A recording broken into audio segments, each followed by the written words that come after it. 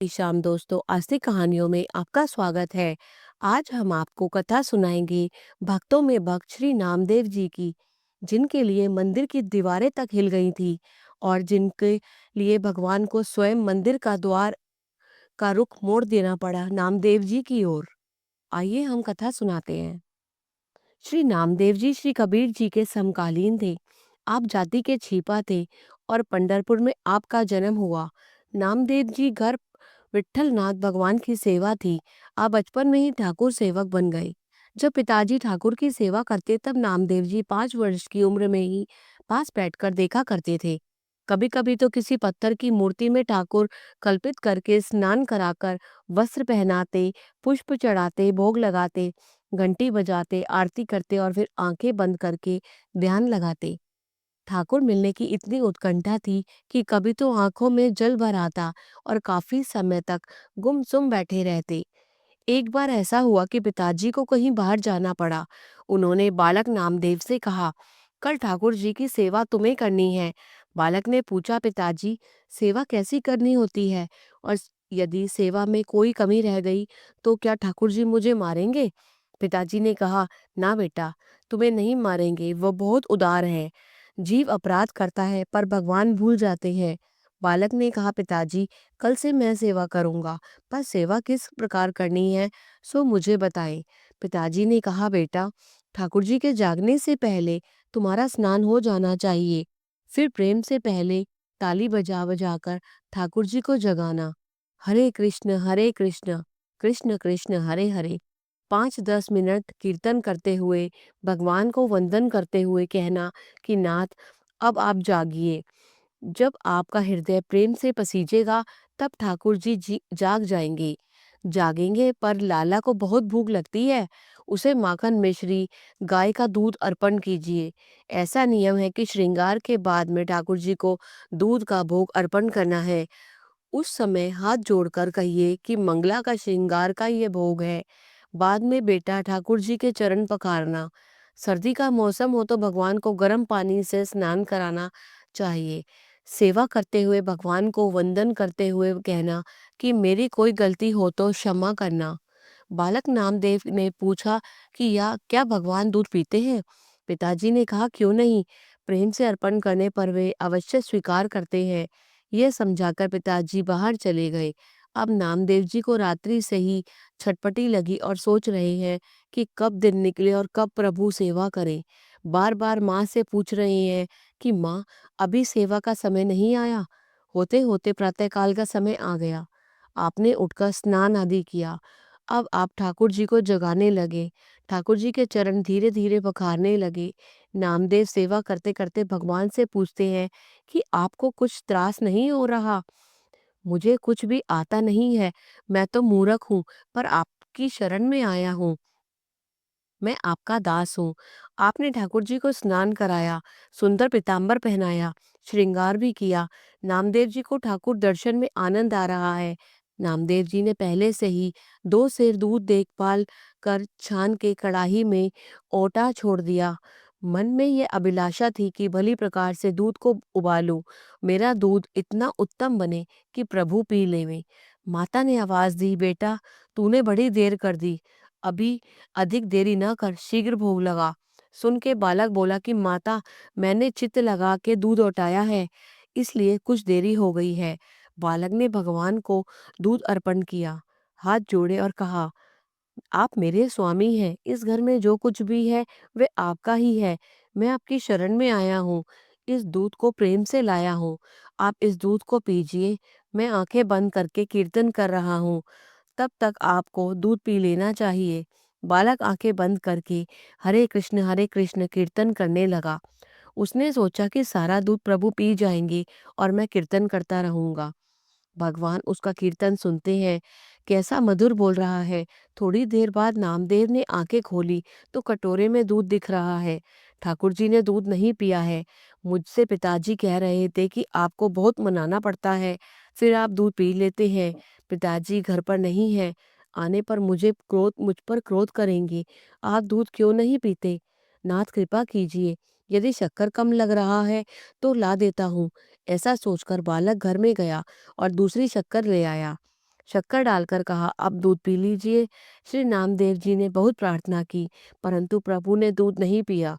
तब आप भी उपवास करके रह गए।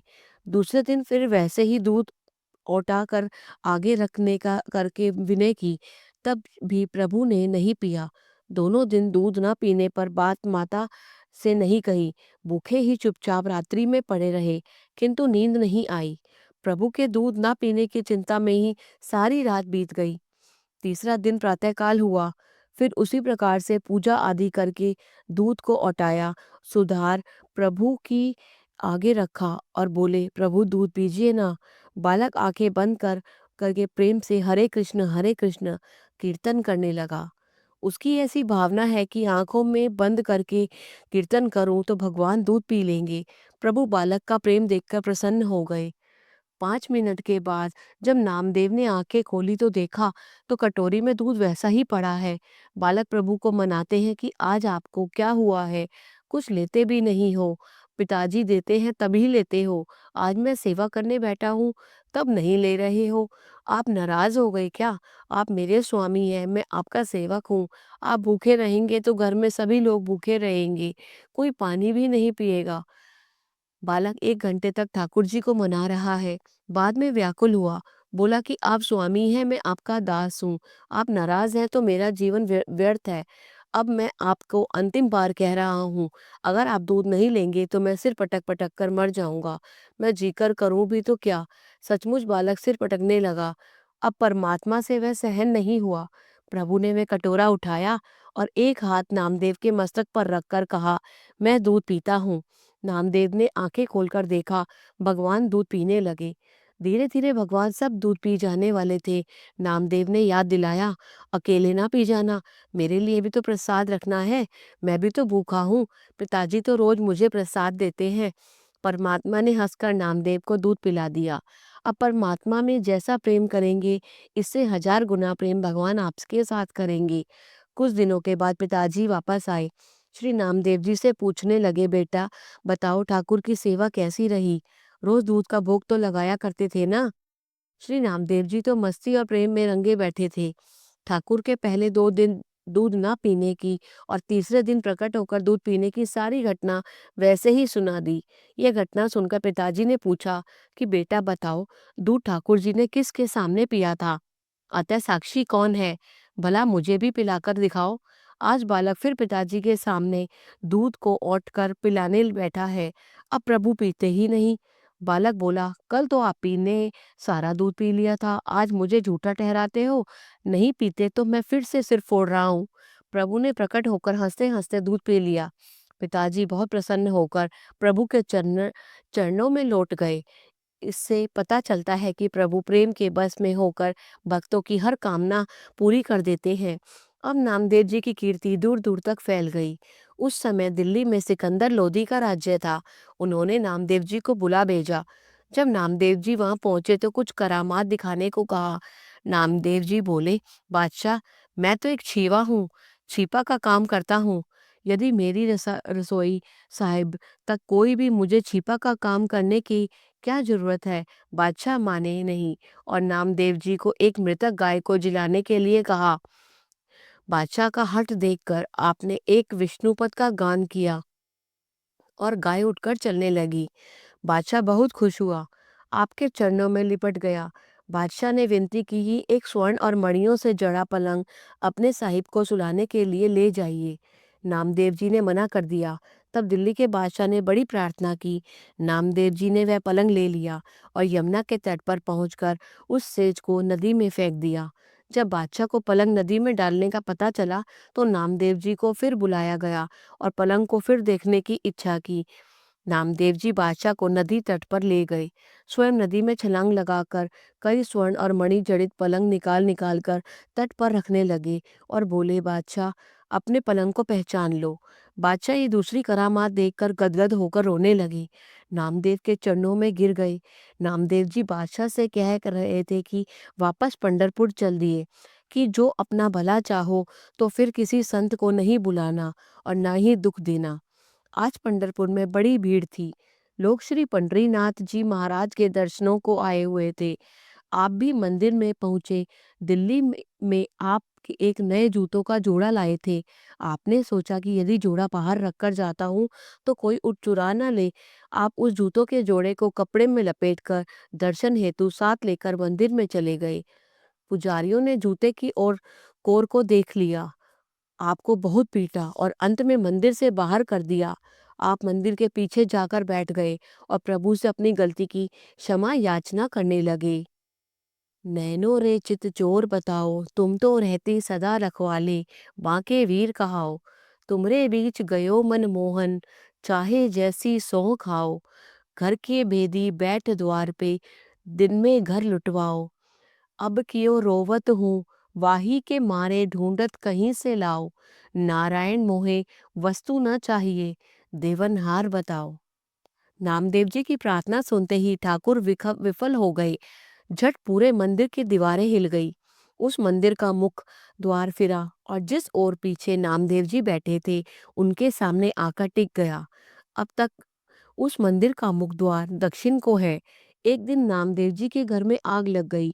नामदेव जी ने घर की सारी वस्तुएं जो आग से परे थी ला लाकर आग में डाल दी। प्रभु प्रकट हो गए और पूछने लगे कि क्या तुम अग्नि भी मुझे मानते हो? भक्ति जी बोले, प्रभु आप तो हर स्थान में व्यापक हो, तो अग्नि में क्यों ना हो गए? हरि अंतर्ध्यान हो गए और सारे घर का छप्पर रातों रात ही छान दिया। दूसरे दिन लोगों ने पूछा कि ऐसा सुंदर छप्पर किसने छाना? नामदेव जी बोले, वे छाने वाला दाम तो लेता नहीं, किंतु उस पर न्यौछावर होना पड़ता है। श्री नामदेव जी के जीवन की घटनाओं का कुछ अंत नहीं। कुछ मुख्य घटनाओं की चर्चा यहाँ की है। ऐसे व्यक्ति कभी कभी संसार में जन्म लेते हैं। बोलो श्री कृष्ण भगवान की जय। अगर आपको नामदेव जी की कथा में जरा भी आनंद आया हो तो कृपया करके इसे लाइक कीजिए, शेयर कीजिए ताकि अधिक से अधिक लोग इस कथा का आनंद उठा सकें। जय श्री श्याम।